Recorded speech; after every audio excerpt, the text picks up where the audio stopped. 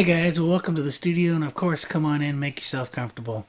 What I'd like to talk about briefly is about whether you should go to audio recording school, if that's something that you need to be an aspiring recording engineer or to get into the business. Now, recently I had a video about whether you should go to music school or not. You might want to check that out.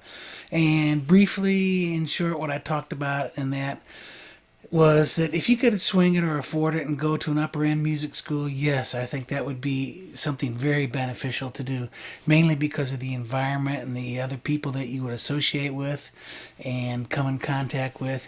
And I think it's a great learning experience. Now, as far as going to audio recording school, I've got a little bit different opinion. If you would have asked me 30 years ago, I'd say most definitely. I think you need to go to audio recording school because of the same reasons as going to music school. It puts you in a great environment. You get in contact with some people that really know their stuff, and I think that's really important if you really want to learn something. You surround yourself with people that know a lot more than you do, and that's a perfect place to do that. Now, my opinion I think is valid because I did go to music school and through an audio program at Berkeley, and that was in the late 70s. Now, obviously, the recording equipment has changed a lot since then. Back then, they had a 1-inch 8 track, an old Ampex 8 track, I believe, and an old MCI black faced analog console. But great musicians, people that knew what they were doing, and of course, a fantastic mic locker. And some great sessions. It was really a good time there.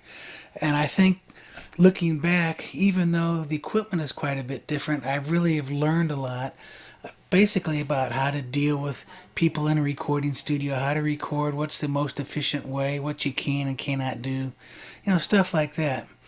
But I think as the equipment has changed and that now that we just can record it on computers, everybody really has a studio.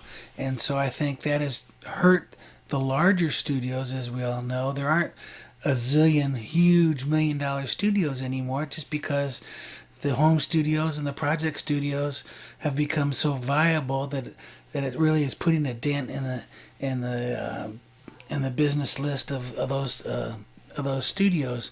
Now, of course, there are still a lot of top end studios around, and those do cater to the world class artists. But I think if that's something that you want to get into, realize that the number of studios nowadays that you have is, as far as the world class studios, is greatly reduced, and so your choices is very limited.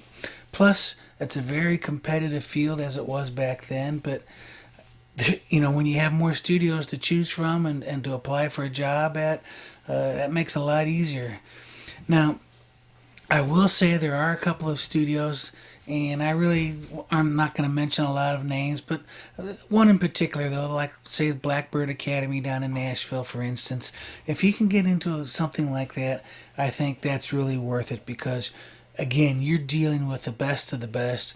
The guy there, John McBride, he's got probably the best mic locker on the planet, and so just being exposed with that and being able to experiment with some of those mics and be around somebody that uh, knows what they're talking about, I think that's a valuable experience. But realize it's probably going to be very costly to try to get into a school like that, and probably is also pretty competitive too.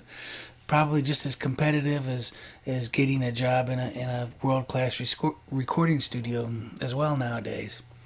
But I will say, if you can go through a school like that and afford it, that it will be a highlight on your resume.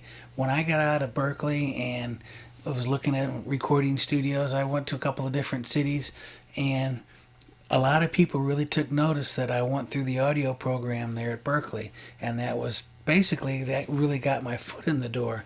And I think if you go to some of these places nowadays, like SAE or Blackbird, like I was saying, that's going to be a huge golden star on your resume. But again, you're probably going to pay for it. So, kind of getting back to the equipment, I think nowadays it's almost better just to, instead of spending thousands of dollars going to school, you might just be better invested in purchasing the equipment yourself Obviously not on that scale, but you can get some fantastic equipment nowadays. Say, I'm just going to throw out a figure here, and I realize this is a lot of money to some people, but say if you had $25,000, you could start out with a great home studio and really learn a lot with it. And there's plenty of resources nowadays. You can do the classes online.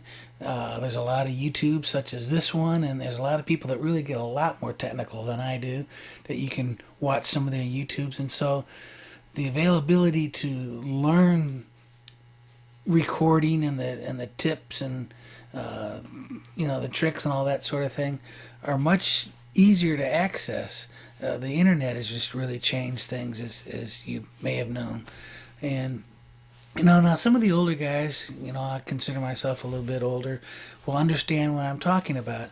If you're in your 20s or so, you've grown up with the internet, and so you haven't really seen that this kind of landscape has changed in the studio land over the years.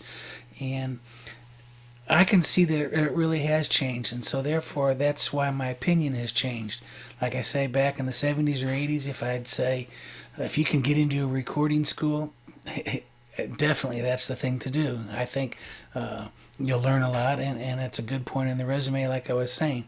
But nowadays, I'm not really sure if that's such a good thing. I think your money would be spent basically on yourself elsewhere, by opening up your own studio and maybe just trying to start a studio in your own neck of the woods there, and seeing how that's going, or if you're just using it for personal use.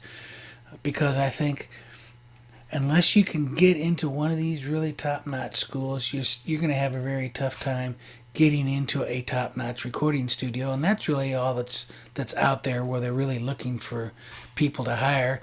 Somebody that might have, say, $100,000 studio, you probably got the owner is the guy that's the engineer, and they're also doing the books, and they're also making the coffee.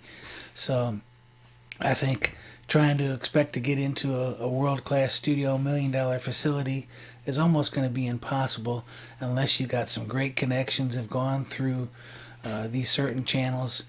And like I say, it's going to be probably just as hard to get into that school as it is to getting into the world-class studio.